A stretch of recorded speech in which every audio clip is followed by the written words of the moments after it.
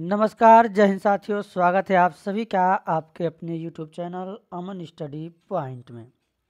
साथियों, आज के वीडियो में CTET previous year question paper से हिंदी के प्रश्नों को देखेंगे। ये प्रश्न साथियों 23 अगस्त 2023 के प्राथमिक स्तर के पेपर में पूछे गए थे। तो चलिए शुरू करते हैं वीडियो को, और वीडियो में पूरे अंत तक बने रहिएगा। तो साथियों, पहला प्रश्न है आप सभी के स्क्रीन पर। यहाँ पर निर्देश दिया गया है, निम्नलिखित प्रश्नों के उत्तर के लिए सही या सबसे उपयुक्त विकल्प चुनिए। तो पहला प्रश्न है, उस युक्ति का चयन कीजिए जो नीचे दिए गए उदाहरण से मेल खाती है। मैं भाषा पर ध्यान केंद्रित रखती हूँ। मैं इस बात का पूरा ध्यान रखती हूँ कि यह सही हो। तो यहाँ पर पूछा गया है पर भाषा व्यवहार, याद करना, पुनरावृत्ति करना यानी दोहराना, या फिर स्व निरीक्षण। तो साथियों, यह उदाहरण मेल खाती है किससे? स्व निरीक्षण से। ऑप्शन यहाँ पर साथियों फोर्थ वाला सही होगा। चलेंगे साथियों अगले प्रश्न की ओर। अगला प्रश्न है आप सभी के स्क्रीन पर। कक्षा 2 के विद्यार्थी एक कविता गा रहे हैं। यह मेरी नाक है, ये मेरे कान। यह कविता गाते समय वे शरीर के जिस अंग का नाम लेते हैं उस अंग को स्पर्श भी करते हैं। अध्यापिका किस विधि का प्रयोग कर उन्हें सिखा रही है? विभिन्न दर्शनग्राही, श्रव्य भाषिक, संप्रेषणात्मक भाषा शिक्षण, या फिर समग्र भौतिक प्रतिक्रिया। तो साथियों, यहाँ पर जो शिक्षिका है, अध्यापिका है, वह जो है समग्र भौतिक प्रतिक्रिया विधि का प्रयोग करके बच्चों को सिखा रही है। तो साथियों, इसका फोर्थ वाला ऑप्शन सही होगा। चलेंगे अगले प्रश्न की ओर। अगला प्रश्न है, विद्यार्थी पिछली इकाई से शब्द लेकर 5 प्रश्नों के उत्तर समूह में देने का काम कर रहे हैं। वे अपने सवालों को दूसरे समूहों के साथ अदला बदली करते हैं और सवालों के उत्तर देने की कोशिश करते हैं। यह साथियों किसका उदाहरण है? तो साथियों है यहाँ पर देखेंगे ऑप्शन आप सभी के स्क्रीन पर है, और इसका जो सही जवाब होगा सहपाठी आकलन, यानी फर्स्ट वाला ऑप्शन साथियों इसका सही जवाब होगा। वीडियो की क्वालिटी में कोई दिक्कत हो तो थोड़ा सा आप लोग अपने वीडियो का रेजुलेशन क्वालिटी बढ़ा लीजिएगा। चलेंगे अगले प्रश्न की ओर। अगला प्रश्न है आप सभी के स्क्रीन पर। मुझे यह काम बहुत ही पसंद है जब अध्यापिका मुझे एक कार्ड देती है जिस पर कोई शब्द या वाक्य लिखा होता है। मैं उससे संबंधित अभिनय करती हूँ और समूची कक्षा उस शब्द या वाक्य के बारे में अनुमान लगाती है। शिक्षार्थी की प्राथमिकताओं के साथ शिक्षार्थी की टिप्पणी की पहचान कीजिए। साथियों, ऑप्शन आप सभी के स्क्रीन पर है, और इस प्रश्न का जो सही जवाब जाएगा ऑप्शन फर्स्ट के साथ। जब मैं गतिबोधक तरीके से संलग्न रहती हूँ तो मुझे भाषा अच्छी तरह से याद रहती है। तो फर्स्ट वाले के साथ आंसर लगाएंगे। चलेंगे अगले प्रश्न की ओर। अगला प्रश्न साथियों, निम्नलिखित कथनों को पढ़िए तथा सही विकल्प का चयन कीजिए। तो यहाँ पर अभी कथन ये दिया गया है, विद्यालय में प्रवेश करने वाले सभी बच्चे अपनी आयु अनुसार भाषा के सक्षम प्रयोगकर्ता होते हैं। आर तर्क दिया गया है यहाँ पर, भाषिक और सांस्कृतिक विविधता के कारण वे अपनी योग्यताओं का प्रदर्शन नहीं कर पाते हैं। तो यहाँ पर देखेंगे साथियों इस प्रश्न का जो सही जवाब आपका जाएगा ऑप्शन नंबर फोर्थ के साथ जाएगा। ए सही है परंतु आर क्या है? गलत है, यानी यह उसकी सही से व्याख्या नहीं है। तो यहाँ पर जो हमारा साथियों सही जवाब होगा फोर्थ वाला होगा। फोर्थ के साथ आंसर लगाएंगे। चलेंगे अगले प्रश्न की ओर। अगला प्रश्न है, कक्षा 5 का मंजीत अपने अध्यापक से अलग शैली में बात करता है, अपने मित्रों से कुछ अलग तरह से, और एक 2 वर्षीय बच्चे से कुछ अलग तरह से बात करता है। इसका तात्पर्य यह हुआ कि मंजीत जानता है कि सामाजिक स्थितियों में भाषा का प्रयोग किस तरह से करना है। भाषा के इस गुण को किस रूप में जाना जाता है? तो साथियों, यह भाषा के इस रूप को जाना जाता है उपयोगितावादी। ऑप्शन यहाँ पर साथियों फोर्थ वाला सही जवाब होगा। चलेंगे अगले प्रश्न की ओर, और अगले प्रश्न को देखने से पहले अभी तक आपने वीडियो को शेयर नहीं किया है तो एक बार अपने सभी मित्रों और दोस्तों में शेयर कर दीजिएगा। एक माँ ने इस बात की ओर ध्यान दिया कि उसकी बच्ची कभी कभी ऐसे शब्द बोल जाती है जो न तो उसने कभी किसी वयस्क से सुने हैं और न ही अपने भाई बहनों से सुने हैं। इस बात को लेकर वह भ्रमित है क्योंकि उसका मानना है कि बच्चे अपने परिवार और आसपास के परिवेश में लोगों का अनुकरण करके भाषा सीखते हैं। उसका यह मत किससे प्रतिध्वनित होता है यानी मेल खाता है। तो साथियों ऑप्शन है आप सभी की स्क्रीन पर, और यह इस प्रश्न का जो सही जवाब होगा ऑप्शन थर्ड यानी व्यवहारवाद। अगला प्रश्न है कौशलों के उस समूह को क्या कहेंगे जो बच्चे औपचारिक पठन निर्देश शुरू करने से पहले विकसित कर लेते हैं और जो बाद में अकादमिक कौशलों के लिए बुनियाद प्रदान करते हैं। तो साथियों ऑप्शन आप सभी के स्क्रीन पर है और इस प्रश्न का सही जवाब होगा उद्गामी साक्षरता। फर्स्ट के साथ आंसर जाएगा। चलेंगे साथियों अगले प्रश्न की ओर। अगला प्रश्न है एक दादी या नानी अपने घर में छोटे बच्चे को पुस्तकों से कहानियाँ पढ़कर सुनाना पसंद करती है। इस तरह से यह उन्हें पुस्तकों व नए विचारों से परिचित करवाती है और बच्चे भी इस प्रतिक्रिया में सक्रिय रूप से संलग्न रहते हैं। इस तकनीकी को किस रूप में जाना जाता है? ऑप्शन है साथियों आप सभी की स्क्रीन पर सस्वर पठन, मॉडल पठन, साझा पठन या फिर संभाषिक पठन। तो इसको जाना जाता है साथियों संभाषिक पठन। फोर्थ वाला ऑप्शन यहाँ पर सही होगा। चलेंगे अगले प्रश्न की ओर। अगला प्रश्न है पठन सिखाने का वह उपागम जिसमें मूल तत्वों जैसे वर्डों और स्वनिम से शुरू किया जाता है और जिसमें बच्चों को यह सिखाया जाता है कि समग्र रूप से पठन सीखने से पहले स्वनिम को शब्दों से मिलाया जाता है, इस उपागम को क्या कहेंगे? ऑप्शन है साथियों आप सभी की स्क्रीन पर और इस उपागम को हम कहेंगे अधोमुखी बॉटम अप उपागम। थर्ड वाला यहाँ पर साथियों ऑप्शन सही जवाब होगा। अगला प्रश्न देखेंगे निम्नलिखित कथनों को पढ़िए तथा सही विकल्प का चयन कीजिए। अभिकथन ए दिया गया है ध्वन्यात्मक वर्तनी के प्रयोग से सही वर्तनी लिखना सीखने की योग्यता मंद पड़ जाती है। तर्क आर दिया गया है जब बच्चे पारंपरिक वर्तनी के साथ पर अपनी आविष्कृत वर्तनी का उपयोग करते हैं तब यह सही वर्तनी लिखने की उनकी योग्यता को मंद नहीं करती है। ऑप्शन है यहाँ पर बताना है कि कौन सा ऑप्शन सही होगा। साथियों इस प्रश्न का जो सही जवाब होगा ऑप्शन ए क्या है गलत है, परंतु आर क्या है सही है। तो यहाँ पर फर्स्ट के साथ आंसर लगाएंगे। चलेंगे अगले प्रश्न की ओर। नई भाषा सीखते समय बहुत से विद्यार्थी भाषा के अद्वितीय उच्चारण संबंधी नियमों के कारण भाषा बोलते समय प्राय आत्मविश्वास की कमी का सामना करते हैं। इस समस्या को दूर करने का तरीका क्या है? तो इसका जो साथियों सही तरीका है वह है कक्षा में ऐसे खेलों जैसी गतिविधियों का प्रयोग किया जाए जिसमें मौखिक अंतः क्रियाएं अधिक हो। तो थर्ड वाला यहाँ पर साथियों सही जवाब होगा इस प्रश्न का। अगला प्रश्न है साथियों आप सभी के स्क्रीन पर कक्षा 3 की अध्यापिका अपने शिक्षार्थियों को नई शब्दावली से परिचित करवा रही है। निम्नलिखित में से कौन सा नई शब्दावली सिखाने का प्रभावशाली तरीका है? साथियों इस प्रश्न का सही जवाब आपका होगा ऑप्शन नंबर फोर्थ अध्यापिका स्थिति विशेष के अनुसार उस शब्द का अर्थ समझाने की कोशिश करे। तो फोर्थ के साथ आंसर लगाएंगे। चलेंगे अगले प्रश्न की ओर। अगला प्रश्न है भाषा सीखना किससे संबंधित है? तो साथियों भाषा सीखना यह किससे संबंधित है? यह कौशल से संबंधित है।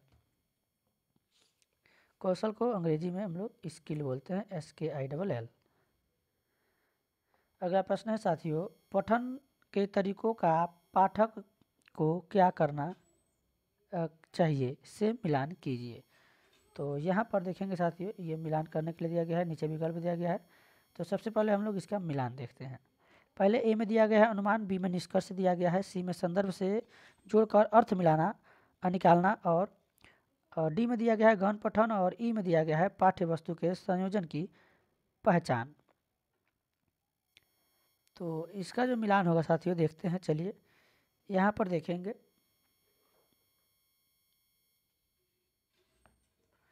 जो अनुमान है यह जाएगा पाठ्य सामग्री किस बारे में है और यह जानने के लिए शीर्षकों और चित्रों का प्रयोग करना चाहिए। तो इस पर हम पहले अनुमान करते हैं। अनुमान वाला जाएगा फिफ्थ के साथ और यहाँ पर देखेंगे निष्कर्ष वाला देखेंगे। निष्कर्ष यह जो है यहाँ से आपका जाएगा लेखक कैसे लिखते हैं, इसके आधार पर यह सुनिश्चित करना चाहिए कि लेखक क्या महसूस करते हैं। और यहाँ पर सी वाला देखेंगे साथियों ये जाएगा सेकेंड के साथ अपरिचित शब्दों को निकालना समझने के लिए पाठ्य सामग्री के कुछ हिस्सों में मदद लेनी चाहिए। और डी वाला साथियों आपका ये जाएगा फोर्थ के साथ गहन पठन जो है पाठ्य वस्तु में भाषा किस तरह से प्रयोग किया गया है इस पर ध्यान केंद्रित करना चाहिए। तो जब ध्यान केंद्रित करेंगे यानी उसको हम उसका जो है गहन पठन करेंगे। और ई वाला ऑप्शन साथियों आपका बच रहा है, ये जाएगा थर्ड के साथ। पाठ्य वस्तु के संयोजन की पहचान शीर्ष कथन या प्रस्तावना पर ध्यान देते हुए देखना चाहिए कि सूचनाएं किस तरह से संचरित की गई है। तो यहाँ पर साथियों इसका जो सही जवाब जाएगा आपका देखेंगे ऑप्शन सेकेंड के साथ जाएगा। चलेंगे साथियों अगले प्रश्न की ओर। अगला प्रश्न है आप सभी के स्क्रीन पर। निम्नलिखित गद्यांश को पढ़कर पूछे गए प्रश्नों के सही सबसे उपयुक्त उत्तर वाले विकल्प चुनिए। तो थोड़ा सा गद्यांश को पढ़ लेते हैं। अपने स्वार्थ या संस्कृति के कारण सामान्य व्यवहार में हम कितनी ही बार सबसे धन्यवाद बोलते हैं। तो यह कृतज्ञता सिर्फ उन्हीं तक सीमित क्यों? हमें मानव जन्म देने वाले ईश्वर के लिए और जलवायु, भोजन, ऊर्जा जैसे बहुत सारे उपहार देने वाली प्रकृति के लिए भी क्यों नहीं? हम ईश्वर से धन्यवाद करें कि वह हमारे हृदय को पवित्रता, सद्गुणों के प्रकाश को आलोकित करें। दुखों के कारण तो हमारे विकार हैं, बुराइयां हैं। हर बुराई अज्ञान के अंधकार में फैलती है, प्रकाश होते ही उसका सामर्थ्य खत्म हो जाता है। सुख दुख दोनों ही हमारे कर्मों के फल हैं। हमें समझना चाहिए कि बिना दुख भोगे सुख नहीं पाया जा सकता है। मानवीय पुरुषार्थ करते रहे, मन की कोठरी को स्वच्छ रखें, जहाँ जरूरत हो प्रायश्चित भी अवश्य करें। कौन जाने कब किस रूप में प्रभु किस माध्यम में से सहायक हो जाएं। ईश्वर के प्रति आभार प्रकट करना एक ऐसा अचूक तरीका है जो हमें असंतुष्टि और ईर्ष्या जैसी निष्कृष्ट बातों से ऊपर उठाता है, और यही हमारे जीवन का मूलभूत लक्ष्य है। तो साथियों ये रहा गद्यांश, एक बार आप लोग स्क्रीनशॉट ले लेंगे, इसको अच्छे से पढ़ लेंगे। गद्यांश के अनुसार सबसे धन्यवाद कहने का कारण नहीं है दया, स्वार्थ, संस्कृति या फिर स्वभाव। तो साथियों इस प्रश्न का जो सही जवाब होगा, ये दया नहीं है, स्वार्थ है, संस्कृति है, स्वभाव है। तो यहाँ पर ए के साथ आंसर लगाएंगे। चलेंगे अगले प्रश्न की ओर। हर बुराई अज्ञान के अंधकार में फैलती है से तात्पर्य है। तो यहाँ पर जो साथियों इस प्रश्न का सही जवाब होगा ऑप्शन फोर्थ, यानी कि हर बुराई अज्ञान के अंधकार में फैलती है, यानी अज्ञानता के कारण बुराइयाँ फैलती है। फोर्थ वाला ऑप्शन साथियों सही जवाब होगा। चलेंगे अगले प्रश्न की ओर। सुख दुख का कारण है। सुख दुख का कारण क्या है साथियों? तो यह जो है उसका मेन कारण है, मुख्य कारण है कर्म। चलेंगे अगले प्रश्न की ओर। गद्यांश के अनुसार प्रायश्चित के साथ साथ मानव को क्या करना चाहिए? तो प्रायश्चित के साथ साथ साथियों मानव को पुरुषार्थ भी करना चाहिए। ऑप्शन वाला थर्ड सही होगा। मन की कोठरी को स्वच्छ रखने से तात्पर्य है। तो यहाँ पर साथियों मन की कोठरी को स्वच्छ रखने से तात्पर्य है कि मन से बुरे भावों का निष्कासन, यानी मन में जो बुराइयां हैं, बुरे भाव हैं, बुरे विचार हैं, उनको निकाल दिया जाए। अगला प्रश्न देखेंगे, जीवन का मुख्य लक्ष्य है। तो जीवन के साथियों जो मुख्य लक्ष्य है वह है ईश्वर के प्रति आभार प्रकट करना। थर्ड वाला ऑप्शन साथियों यहाँ पर सही जवाब होगा। चलेंगे अगले प्रश्न की ओर। स्वार्थ का विलोम है। तो स्वार्थ का साथियों यहाँ पर हो जाएगा आपका निस्वार्थ। ऑप्शन फर्स्ट वाला सही होगा। अगला प्रश्न है मानवीय शब्द में प्रत्यय है। तो प्रत्यय शब्द के अंत में जुड़ते हैं, मूल शब्द के पहले जो जुड़ते हैं वे होते हैं उपसर्ग और प्रत्यय। तो इसमें साथियों जो प्रत्यय होते हैं मूल शब्द के बाद में जुड़ते हैं और उपसर्ग मूल शब्द के पहले जुड़ते हैं। तो मानवीय में साथियों यहाँ पर मानव धन ईय, तो यहाँ पर अंत में ईय प्रत्यय हो जाएगा, जो कि आपका ऑप्शन थर्ड में है। तो थर्ड वाले के साथ आंसर लगाएंगे। चलेंगे अगले प्रश्न की ओर। अगला प्रश्न है साथियों आप सभी की स्क्रीन पर, कौन सा शब्द युग्म समूह से भिन्न है? तो यहाँ पर साथियों इस प्रश्न का सही जवाब होगा ऑप्शन नंबर शब्द युग्म से भिन्न है अंधकार का अंधेरा, ये तो इसका पर्यायवाची है। अज्ञान का अज्ञान विलोम है, सुख का दुख विलोम है, शुद्ध का अशुद्ध विलोम है। ये जो है एक दूसरे के पर्यायवाची शब्द हैं, समानार्थी। चलेंगे अगले प्रश्न की ओर। फोर्थ के साथ आंसर लगाएंगे। अगला प्रश्न साथियों, निम्नलिखित काव्यांश को पढ़कर पूछे गए प्रश्नों में सही उपयुक्त उत्तर वाले विकल्प को चुनिए। आया समय उठो तुम नारी, युग निर्माण तुम्हें करना है। आज़ादी की खुदी नींव में तुम्हें प्रगति पत्थर भरना है। अपने को कमज़ोर न समझो, जननी हो संपूर्ण जगत की गौरव हो। तो ये पद्यांश है, पद्य है, इसको पढ़ के आंसर देना है। कविता का मुख्य स्वर क्या है? ऑप्शन है साथियों आप सभी के स्क्रीन पर, और इसका सही जवाब होगा, इसका मुख्य स्वर है युग निर्माण, या फिर आपका इसका शीर्षक कह सकते हैं, या फिर मुख्य स्वर युग निर्माण। चलेंगे साथियों अगले प्रश्न की ओर। अगला प्रश्न है, कविता के अनुसार स्वतंत्रता प्राप्ति में स्त्री की भूमिका क्या है? तो यहाँ पर जो साथियों स्त्री की भूमिका है वह नगण्य है। थर्ड वाला ऑप्शन यहाँ पर सही जवाब होगा। चलेंगे अगले प्रश्न की ओर।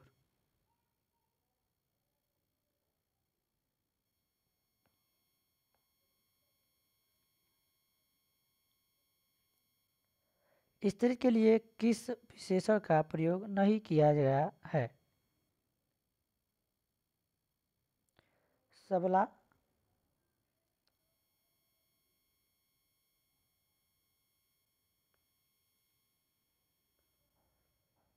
यहाँ पर 115 नंबर क्वेश्चन नहीं था। यहाँ पर देखेंगे ये 115 नंबर क्वेश्चन है। कविता का मुख्य स्वर क्या है? तो यह है साथियों स्त्री शक्ति। यहाँ पर स्त्री के बारे में कहा गया है, स्त्री शक्ति होगा। थर्ड वाला ऑप्शन साथियों सही जवाब होगा। और इसमें जो साथियों अगला प्रश्न है, कविता के अनुसार स्वतंत्रता प्राप्ति में स्त्री की भूमिका नगण्य नहीं है। यहाँ पर नगण्य नहीं है साथियों, जबकि क्या है संज्ञान योग्य है। सेकेंड वाला ऑप्शन यहाँ पर सही होगा। थोड़ा सा यहाँ पर मिस्टेक हुआ है। अगला प्रश्न देखेंगे, स्त्री के लिए किस विशेषण शब्द का प्रयोग नहीं किया गया है? तो यहाँ पर साथियों नहीं किया गया है, पूछा गया है। सबला का प्रयोग किया गया है, नींव का किया गया है गौरव, अबला का नहीं किया गया है। तो यहाँ पर थर्ड वाला ऑप्शन सही जवाब होगा। अगला प्रश्न देखेंगे, स्त्री का निर्माणकारी शक्ति का भाव कविता के किस पंक्ति में निहित है? तो इसमें जो साथियों पंक्ति है, युग निर्माण तुम्हें करना है, इसी पंक्ति में निहित है। फर्स्ट वाला ऑप्शन सही होगा। अगला प्रश्न है, कविता के अनुसार स्त्री को गौरवगान करते रहना चाहिए, पत्थर भरने का कार्य यही करना होगा, स्वयं की शक्ति को पहचानना होगा। तो यहाँ पर साथियों क्या करना होगा? कविता के अनुसार स्त्री को जो है स्वयं की शक्ति को पहचानना होगा। थर्ड वाला ऑप्शन सही होगा। आखिरी प्रश्न है साथियों इस वीडियो का, जननी हो संपूर्ण जगत की पंक्ति में कौन सा अलंकार है? तो यहाँ पर साथियों जननी हो संपूर्ण जगत की, यहाँ पर तो इसका जो सही जवाब होगा ऑप्शन नंबर फर्स्ट अनुप्रास अलंकार, जननी जगत की। तो यहाँ पर जब वर्ड की आवृत्ति हुई है, यहाँ पर हमारा जो है फर्स्ट वाला ऑप्शन सही होगा। तो साथियों आज के वीडियो में बस इतना ही।